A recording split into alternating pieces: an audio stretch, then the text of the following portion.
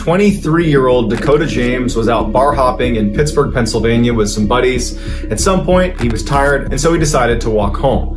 A CCTV camera has a clear shot of Dakota James after he left the bar, walking through a plaza. He's on his phone. No one seems to be following him. He seems like he's okay. He's not stumbling as he makes his way home. The next day, when he didn't show up for work, that was so out of character for him that his work immediately called the police, notified his parents, and this massive search is launched. But unfortunately, nothing turns up. 40 days after he had gone missing, his body was found in the Ohio River 10 miles away from where he had been missing. And the general theory became, when he was walking home after that CCTV camera picked him up, he must have stopped by the water to relieve himself, fell in. The water was so cold at the time that he would have gone into shock and then basically been doomed, and then he drifted 10 miles to this location. But there's a couple big issues with that. Number one, in order to get from where he went missing to where he wound up, he would have had to go through this dam. And the dam is this very violent section of water where if a body were to go through there, it would get ripped to pieces. But when they found his body, it was clear he had not gone through a dam.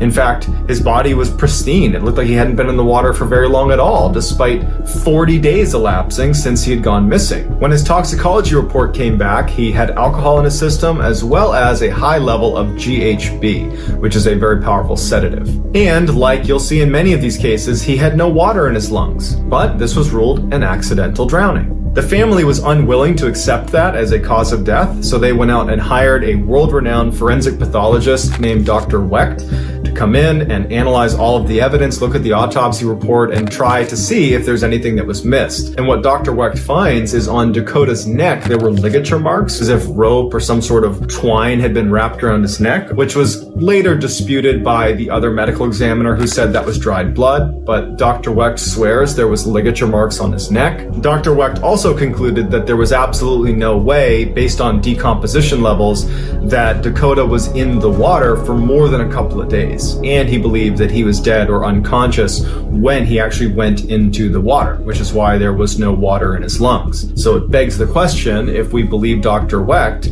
where was Dakota from the day he went missing until 37 days later when he apparently went into the water? And again, why are we calling this an accidental drowning when he didn't drown?